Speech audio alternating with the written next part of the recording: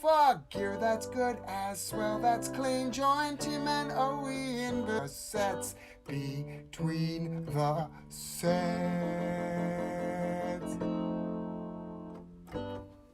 Hello and to the Bodysurf Podcast with your budgie boys Tim and Owe, hydrated by Hairy Man Brewery. This is Between the Sets, and we've just had a lovely long weekend here celebrating the Queen's birthday in Sydney, Australia. Really? And a few other cities and states across this great nation of ours. However, due to coronavirus, a lot of people struggled to do what we normally do, which is travel, to go camping, to go on holidays, to spend time with friends and family. However, restrictions are easing a little bit. And there have been some great stories come out over the last few days about some little strike missions that I'm looking forward to hearing more about. This is the most serious intro you've ever done. And I'm scared. Yeah, how you keep your haloops so crisp? Because we're not doing many of these podcasts lately. I practice in front of the mirror every night. Yeah. I say them in my sleep, I think. It's all I'm about. The reason I'm trying to be a little bit more professional is because we got in the poop last week. Did we? We had Robbie Miller on. Yeah. A lot of people were upset that we had another bodyboarder on the Bodysurf Podcast. We don't discriminate. Yeah. We love everybody here. That's right. And Robbie's a good mate of ours and has a lot of knowledge to share, and we thought he'd be a good get. But people were also worried about how loose the show was because we went to the pub before and had a few drinkies with Robbie before we recorded the show.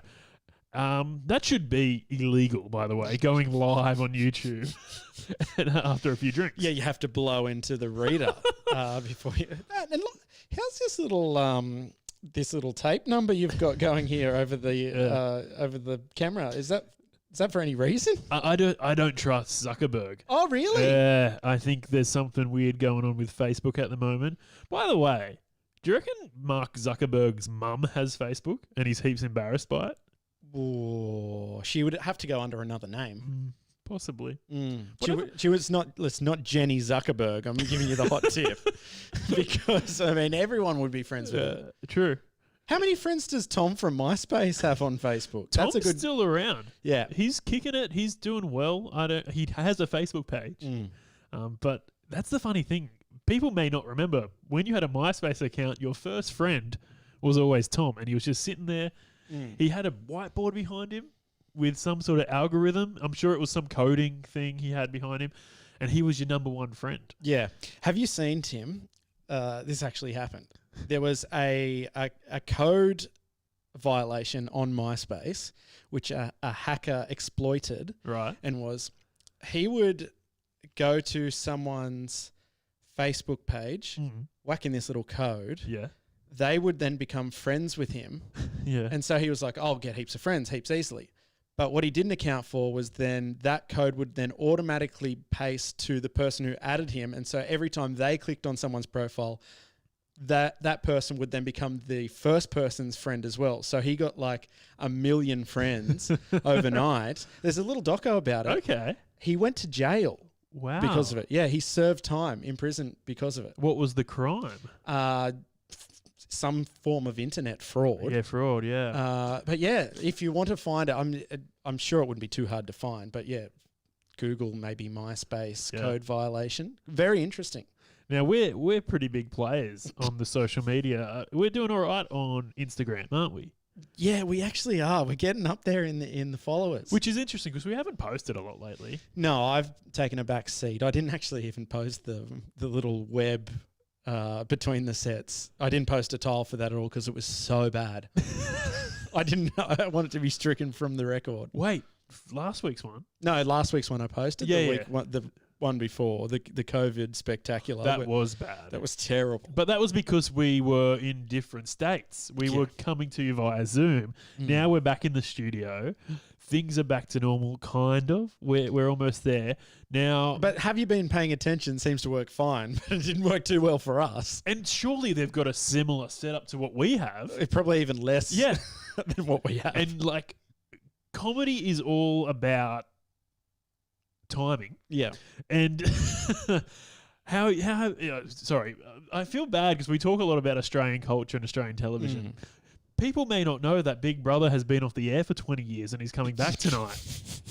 I'm sure in America it's been on the air for a long time. Yeah. And actually, Les Moonves' wife is the host of Big Brother in America. Yeah, it's a different story. Some lady, Freddy Krueger's daughter, I think. Gretel Colleen.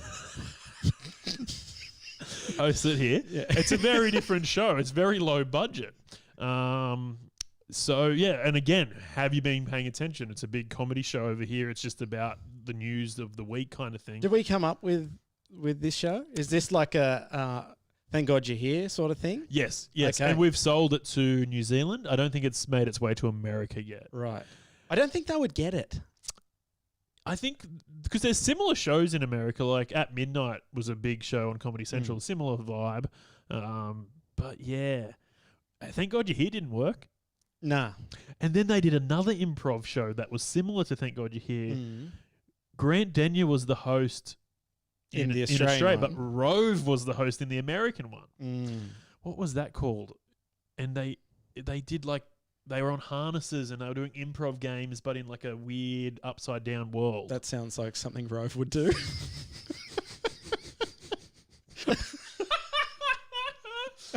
Anywho, we are back and we are talking body surfing tonight because we asked the people what they wanted. Talk body surfing for once. You are the Body Surf Podcast.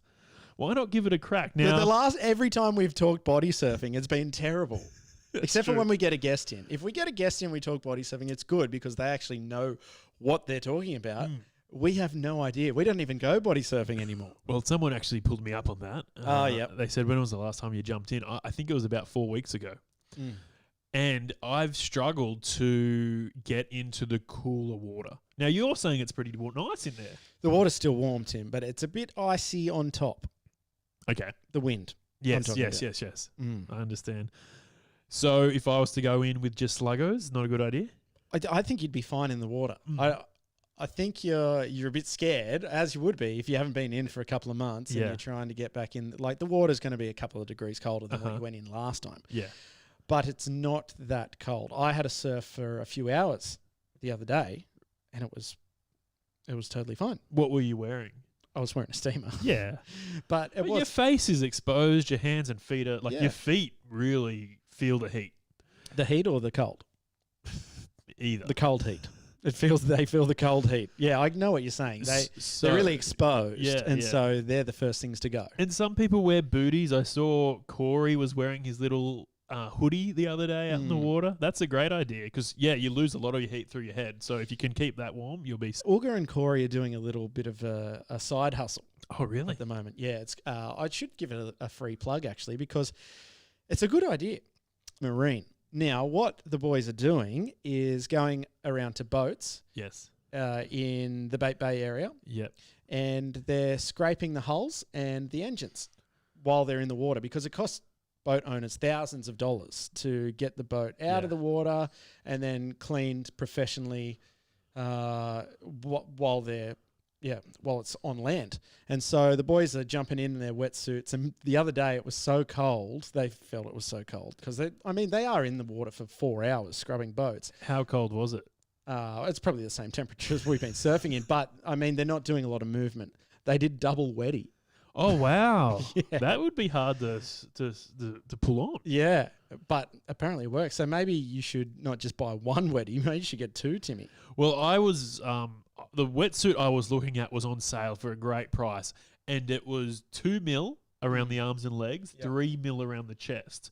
And that's designed to give you as much flex as possible in your arms and legs so you can kick and swim, but a bit of warmth there. I thought, what a great idea. The double wetsuit, I'm worried, is that going to restrain you too much? Well, I wear a 4.3. Wow, that's big. Yeah, I find it has a bit of drag, but if I got a wetsuit that fit me better, it may be okay. My wetsuit is a tiny little bit bigger than I need. Yes. And so... unlike Sean's one that he's recently purchased. He's not taking that off. No, that's right. It's like an XXS, extra small. And Sean's a small boy, but it's really small on him. Yeah. And I looked at the wetsuit, I thought it was for a kid. Well, I had a similar issue. I was working out, am I a medium? Am I a large? Because I think I'm an extra medium. I'm somewhere in between. But with a wetsuit, you'd rather it a bit tight than a bit loose. You can stretch into it. You don't want it too tight, but you can stretch into a smaller wetsuit rather than have a floppy big wetsuit.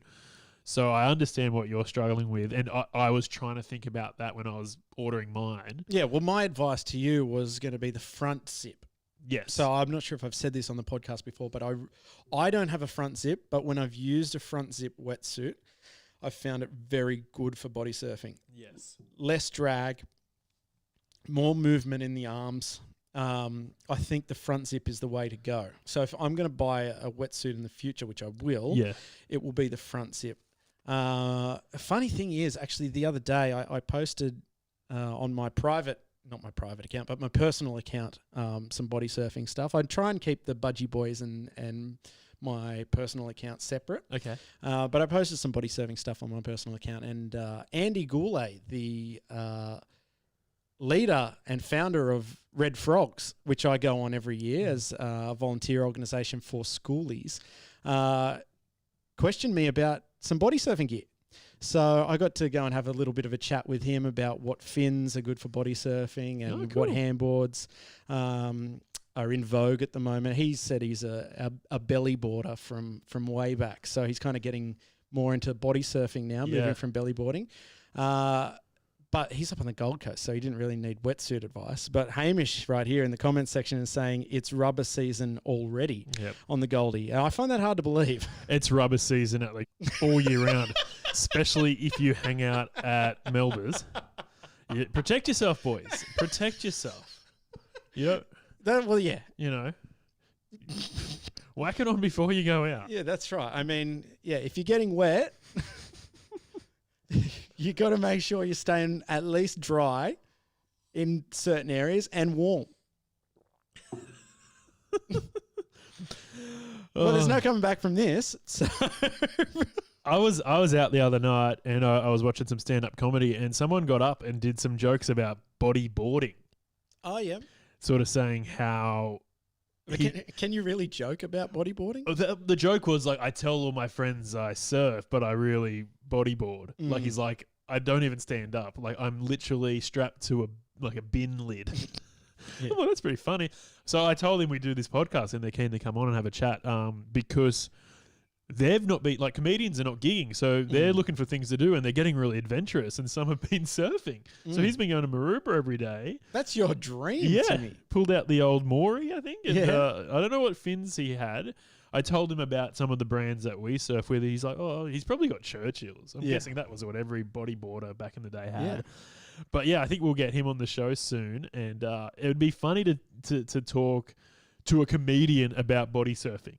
Yeah. And sort of get their perspective on this sport, which we take quite serious, but we also like to have a laugh about it. I think once we were driving to maybe a competition and you were like, out of all the sports we could have picked, why do we have this affection for body surfing? But it ticks so many boxes for me. Yes, it looks silly at times. Yeah. Especially when you're in small surf. You look ridiculous. Big stuff, people respect you when you go in big stuff, but when you're in small stuff, no one respects you. Yeah, I actually watched the new movie Kalani. Oh, yes. The other day, and some of the waves in that are just stupidly big. Yeah. Personally, I think what Kalani did ridiculous. I would never do it. Yeah. I mean, for me, Nazare it's a big wave spot, but the waves, they're full. it's too fast. It's too big.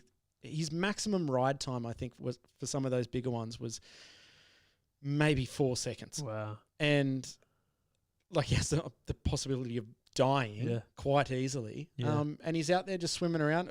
Power to him. But for me, I want something that, for me, I love a hollow barrel. And that just wasn't happening at Nazare. I mean, it was on the inside section, so some of the smaller stuff he gets, and when I say small, it's still 20 feet. I mean, he's getting a big barrel, but it's just, that's where body surfing goes from just fun to an extreme sport. Yes. And I've talked about this on the podcast before.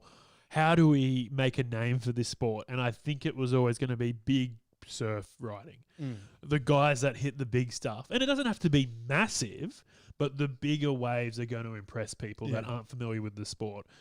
Tricks are also something that could get the attention of people that aren't familiar with the sport. Yeah. Now, I heard you pulled off a front flip. No, I didn't pull it off. The video may have deceived you, but I definitely did not pull it off. It looked good, but yeah, it wasn't something that was completed. One other thing that on that point for bigger wave surfing is the Super Biscuit. Yes, yes. The motorized surfer.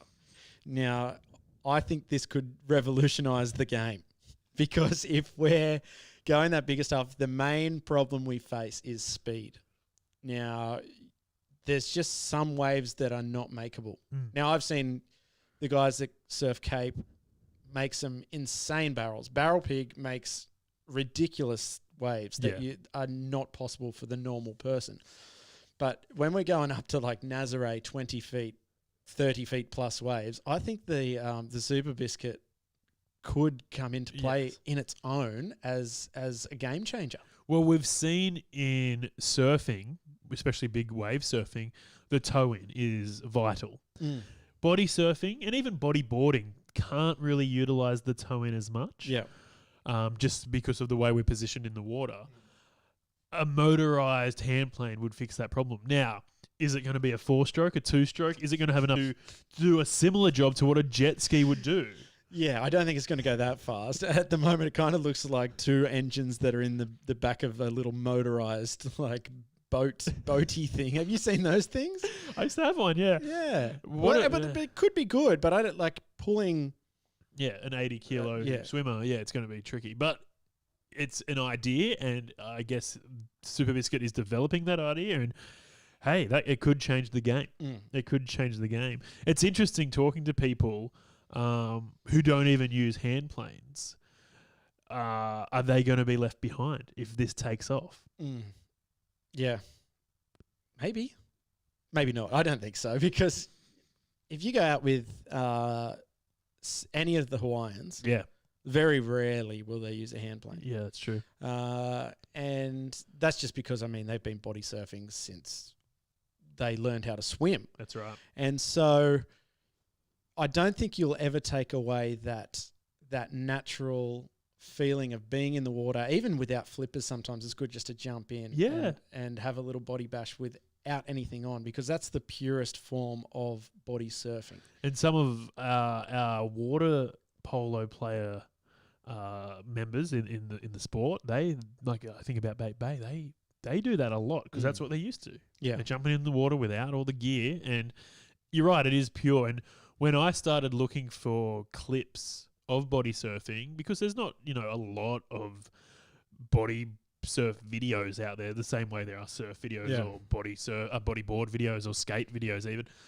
I was looking on YouTube, and a lot of the clips I was finding was people without any gear. And it was very pure, very natural, and they were just amazing swimmers. Yeah. Now, they weren't surfing huge waves, and I think when the waves do pick up, you need flippers, purely even just to get out there. Yeah. Let alone to get on a wave. But yeah, there are some great breaks where you don't need the flippers, and it is a different feeling. Like even sometimes when I come back in, I'll take my flippers off and just have a quick swim, and it feels completely different after you've been swimming with flippers for an hour. I think the big thing about Australian body surfing is that we've really lost quite a big chunk of our history in regards to body surfing, because it was so overtaken by stand-up surfing, even in the mid to late 90s, bodyboarding. Yeah. Body surfing has really been a kind of afterthought. Yeah. And even speaking to people at work, some of the older people, and they talk about their parents, like their dads body surfing and things like that. That's the history I think we need to tap into, and even getting photos of them doing that kind of stuff, which is quickly going away. And I think back to when we interviewed Justin Spittle about his little body surfing book, I really hope that there's parts within that book, or even for someone else listening that may have the time to archive that historical body surfing footage and history. Yep. That may have been missed, especially in Australian body surfing, because that's the big one for me. We have the Hawaiians; it's pretty well documented. I think even in America with the Wedge Crew guys, they have a good idea of the history of body surfing in their countries. For us, I think we lack a lot of it, and we're jumping in now thinking that we're pioneers, but we're not. Yeah. Like there's people that have gone before us, but we just don't know about them. Yeah. It's interesting, even when I talk about entering competitions and doing the podcast and I try and explain the sport, they're like, oh, I used to do that. I used to do that as a kid. I used to do it all the time. And it's because it is that the purest sort of surfing or surf swimming that you can do. I think it was probably like there's stories about, Captain Cook body surfing. Yeah. There's before they even maybe knew about surf crafts and things like that. People were probably doing this a long time ago before they invented boards. Yeah, and I'm sure like Aboriginal cultures would have definitely body surfed, like some of the guys on the coast. Yeah. And that's what we're lacking. That's the history that we don't have. And if you have any history on that, the people who are listening, please come and tell us. Yeah. Because that's something that this podcast can be able to get out, and history buffs like Justin and the other guys a lot. I find all the surf mat riders just know everything about body surfing and lie down surfing in general. They just know it all. So some of those guys I'm sure would have some great stories. Yeah, and I think you could probably do a deep dive into the history of Hawaii and body surfing there, even America. And Australia could be a bit tricky, so it'd be great if anyone does know that, and even if you want to come on the show and talk us through it all. Well, when we went to, there was like a South Sydney exhibition of surfing. Oh, yes, at up Hazelhurst Gallery, yeah. Duke from Hawaii actually came to Sydney and put on like surfing clinics and things like that. So he would have been body surfing while he was here. And I wonder if a couple of people saw Duke and were like, yeah, let's get into body surfing rather than pursuing stand up and whatever else. So yeah, I'd be really interested in that, Timmy. Well, I think we should get into what happened over this lovely long weekend. There was a strike mission that involved yourself, Corey, and Uga. You guys went down the south coast to one of my favourite spots. It looked cold, but the surf was on. Was the wedge working? Yeah, so we're not naming it. We're not allowed to name. I name it all the time. I think it's, if you were to look, it's called it's called a surfing reserve. If you looked up tourism in that area, that would pop up. Yeah, it's not hard to find. No. No. So Spot X was not on. So yeah, we went down there and we were looking for a few waves. There was a bit of swell, but it just seemed like we checked a few spots and it just wasn't quite working. Everywhere was quite clean, but it just wasn't quite what we were looking for. So we went down there the night before. We all stayed in our cars, which was interesting. We went to where were we? Shell Harbour Ocean Beach Hotel. Oh, or something really? Yeah, like that. Where we went last. Yeah. I can't remember what it was called. Ocean Beach something. I'm guessing you had the pub to yourself.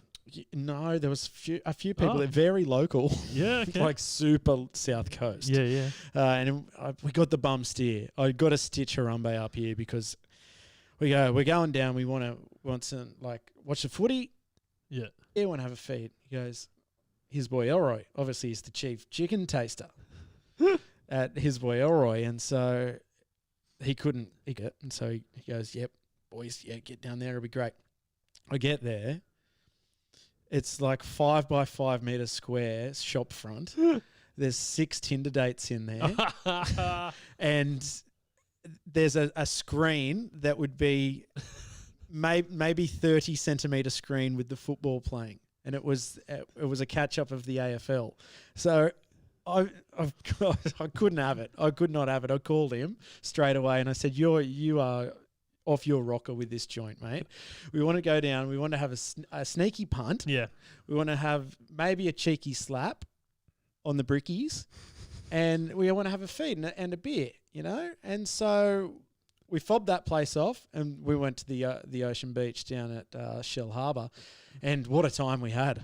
Yeah, lost everything. Yeah. But it was a good time. And then we went back and we actually played on the park. Yeah, we were walking home. On the swings. We went on the swings. Yeah. And I said to the boys, I'm like, when was the last time you went on a swing? Mm. Years. Yeah. Years. Yeah. When's the last time you went on a swing? Probably when I came off one and had to go to hospital. Oh, yeah? When was that? 2004? It would have been around 2001, 2012. Oh, sorry, 2011, 2012. Yeah. At Toukley. Oh, okay. Camp Toukley. Yeah, Came nice. off a swing, went to hospital. But no, I've been on a swing since then. I went through years of trauma therapy to get back on a swing. I was just thinking, I'm like, this might be the last time that I can actually get on a swing. Yeah, Because my butt doesn't really fit on them. Yeah, yeah. Because, I mean, if I post 30 and you're on a swing, mate, there could be something wrong with you. Don't you have a swing in your bedroom? What? I thought you set up some apparatus in there. Mate, I put my keys in a bowl every weekend, but there's no swing in the bedroom. So anyway, we went back and had a little sleep in our in our vans. And then did you go for a surf the next morning? Well, we tried to. We woke up and we were looking at a break pretty much, and 3-4 foot, 10 blokes on it. Wow, we'll drive around. So we drove around for an hour like we normally do. Went and had breakfast, had a big dump. That was a highlight. Uga and I in tandem. And, then we drove up to another spot. We went to Wollongong City Beach. Okay. For a surf. Wollongong City Beach, like North Wollongong? North Wollongong? No. South Wollongong, I think it is in. So it's near the... Near the Novotel? Why do you know where the Novotel is? I stayed there. No, it's near the... near the lighthouse? The quarry down there. Near Wynn Stadium? Yeah, south of Wynn. Yeah. I've surfed. It's a shore break. It's a shore dump most of the time. Yeah. But it sometimes does get on. I've seen some of the South Coast body surfers have some great photos there. They go there quite often. Every time I've been there, it's been a bit of a shorey, and I've been the only one surfing it. But it is fun. I like it. So we went there, and it was pretty small, to be honest. But we had a lot of fun. Yep. And Uga had his cranky pants on because we'd stayed out all night. We wanted to get some good swell, but we had fun anyway. And it was a good time to just get away. Yeah. Surf a new break. You know, like you don't just have to get up and surf a lure every single day. So we surfed somewhere else, and I had quite a good time with the boys. It was good to just get away for a little bit. That's cool. Now we should mention we're talking about Uga, who of course is the big representative of Keel Down Under, a huge sponsor of the Bodysurf podcast. He's been running a great competition which is called Wave of the Swell. Now, a few weeks ago, there was some big swell coming through here in Sydney, and everyone kind of jumped on it. I know you were scouting around for a while. I think you got a few waves, but some great photos came out of this session. And Uga thought, what a great opportunity to run a competition and to try and find the best photo of this swell. So it's now currently down to the top 8 photos, and he's going to put these up soon and start culling them to a top 4. Once they're down to a top 4, we want to get your feedback. So the judges, and you're actually a judge, have been making these very hard decisions of who's going to win this great competition, which is a pair of keel swimmers for yourself and for your photographer. Which is great because the photographer generally goes unrewarded. Yeah. You sometimes get a mention in the comment when posted on Instagram, but normally you get shafted, and I think taking photos, especially of body surfing, is very difficult. I've tried it a few times and failed miserably, so there's a skill to it. So it's great that Uga's rewarding the photographers out there, and it's going to be great to see who wins it and who's the photographer behind this great shot. So hopefully soon, in the next few days, in the next few weeks, the top 4, which is going to be very exciting.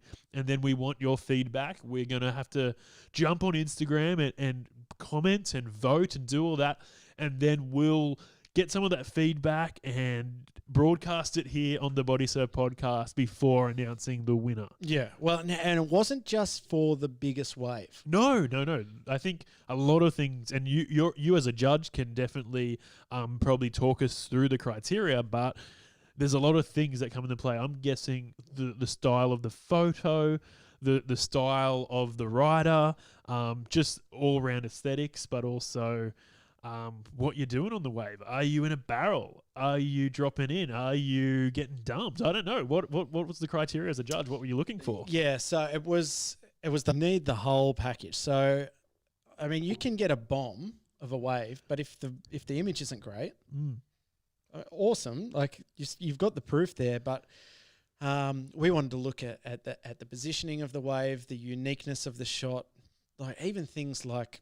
A lot of the time around Sydney, you can get some like container ships in the background and stuff like that. So stuff that's going to bring interest. And we wanted to look at people that might have been charging waves that they don't normally charge. So some of the newcomers. So we know people like Ricky and a lot of the eastern suburbs guys, they're getting slabs all the time. So you see a photo of Ricky on a slab. It's not that impressive. I mean, it is, but like he gets those waves all the time. And so we were kind of going, all right, well, we might have seen that before. It might have come up in our feeds. We wanted to see something that we hadn't seen before. And, I mean, there was only a short window of time to be able to get those shots. And the top 8, they're looking good. Yeah. We have voted for that top 8. So there has been rounds previously. Yeah. And through Keel's Instagram page, people have been able to vote on those. But getting down to the top 8, it reminds me of that, like... things, the Simpsons pages on Facebook and things like that. They always have like, what's the best moment or who's the best character. That's kind of what it is here. And I'm really excited to be voting for the winner. I'm looking forward to seeing who it's going to be. Yeah. And the matchups are mouth-watering to me. Now, a lot of the photos have been from Maroubra. A lot have been any from botany, any from like the old shipyard, because that was going all right, wasn't it, during the swell? Yeah. So there's most have been from Maroubra and around the eastern suburbs area. Any from Cronulla sneak in? I don't think so. But that was kind of where the winds were the best and the swell was the largest. Yeah. So, but as I said, the swell didn't need to be the biggest. The photo of the person riding the wave, it didn't need to be the biggest wave. Yeah. But that's kind of where most of the shots have come from, Tim. Cool. Now, while you were away down the south coast, the Budgie Boys had a little meet at Allura, Cronulla Beach on Saturday, and we're getting good turnouts. Even though we're currently in an epidemic, we're still meeting up, and we've pretty much met up the whole way through coronavirus, which we probably weren't allowed to do, but we kept it on the D-low, and it's worked for us because for a while, Bait Bay had to cancel their catch-ups because they're such a big body surfing club. They were worried about breaking laws. See, Budgie Boys, we don't care. We're not, right. If we get 10 people, great. We'll cop the fine. So we were getting close to 10 people, I think, and shout out to Matty Bondi, who is a very new member to the Budgie Boys. He's the head of childcare. Hawk, as we like to call him. Rid of that position, though. He wants to work his way up the corporate ladder. He doesn't get how, it works, right? Because the more he complains... the more likely it is we're going to vote him back into that position. That's right. But he has been trying very hard to recruit new members, and 2 new Budgie Boys have signed up, I believe. Yeah, that's right. So we've got Jared. I haven't met Jared. I haven't met either of these 2 members, by the way. So I'm the co-captain. I should be approving these new members, but I actually haven't been there. So I'm sure Jesse Mawson has been. Oh yeah. Taking names. It's all above. Yeah, it's all on the paperwork. Oh, that's good. Yep. So we've got Jared, and we've also got Aaron. So I actually recruited Aaron, believe it or not. Okay. It wasn't Bondi.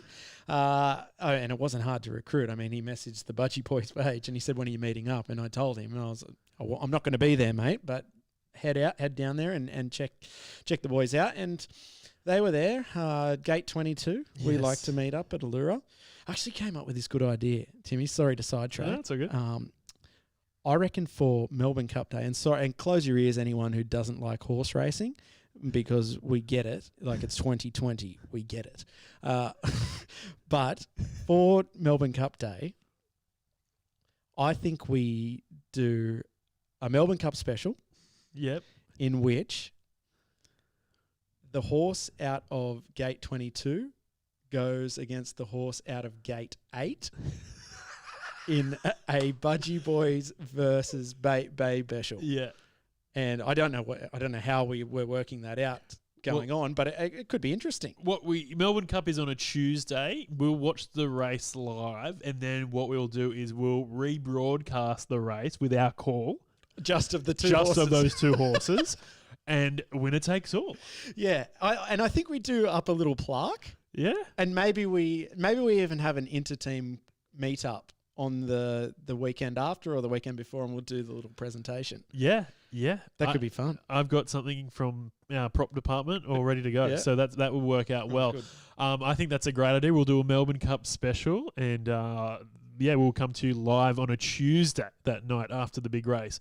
We'll be in suit and tie, of course. Of course. We'll have to get the old horse out. We will. Yeah, Blake Shin. Mate, he'll be joining us. Special guest Blake Shin. Maybe we should try and get someone who is related to the race industry and the body surfing. Corey Sainsbury. Yes. He's a harness horse trainer. He loves a good trot. Sainsbury's actually a famous racing name. Really? It is, yeah.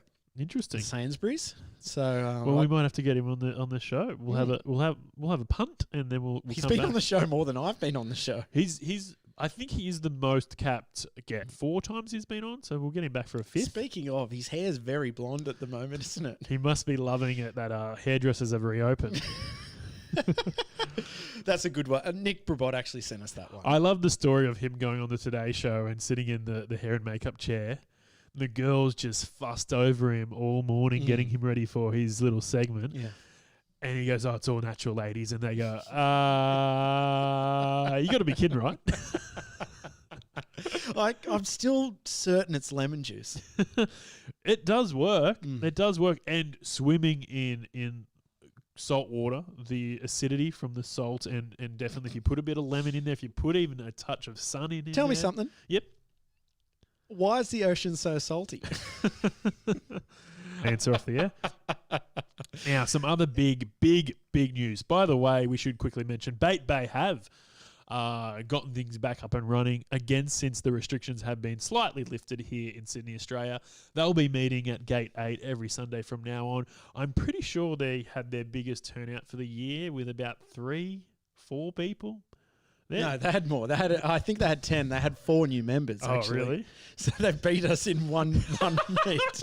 I went there on an off week and they weren't doing so great. And then a few weeks after that, Nick Brabot was there by himself. Yeah. Luke or Nick? Sorry, Luke Brabot was there by himself. So that was their worst turnout. I believe Luke got Wave of the Week that week. And the GERD Award. But it's funny. Like we give them shit about not having good numbers due to Corona, and they still outdo us in 1 week. Yeah. After restrictions are slightly lifted. Yeah, and we body surf every week, and we still come last. And they beat us, and they surf once a year. How many people do the have at the moment? How many people are meeting up for their? I think their they had a weekend little stop. They had to stop for a little while. They're back up and running as well. But I have seen some photos. Those guys are streets ahead with the tricks. Yeah, They're that's right. spinning like it's nobody's business. I'd be interested to see them in some bigger surf part. I mean, I do get the odd video of them in a 2-3 footer, but pushing anything like that, I reckon they might be struggling a bit. I did see a great video of Hamish just spinning into a wave and then just ducking into the barrel, which I thought was my little go-to move because it's the only thing I can do in the tricks. You were doing some spinnies. Yeah. That's all I used to be able to do, but now I'm not that great because I haven't been in the water for weeks. I will say, and I have said it before, you were the only person to get a cover-up barrel at Wompoff this year after a spin. Oh, after a spin, yeah. And nobody, no one flinched. No one saw it. I was astonished. We can't all be, out there with props. We can't all be doing a song and dance. Yeah, that's right. What are we going to do this year? Yeah, we should have a proper meeting. We'll get the horse out. Maybe the fin sprint we can be riding a horse with flippers.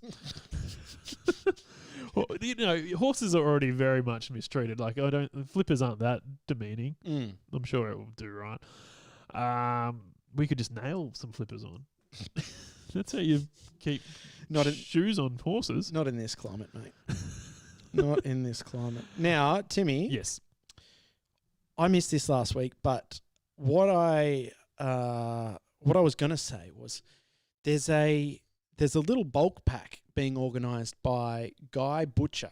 Okay. So the Barrel Pig has been riding a couple of Guy Butcher's boards lately. So if you've seen any video from Barrel Pig in the last maybe 3 months, he's riding a Guy Butcher. Yeah. So he's actually doing a little bulk pack that is being sent out to Australia.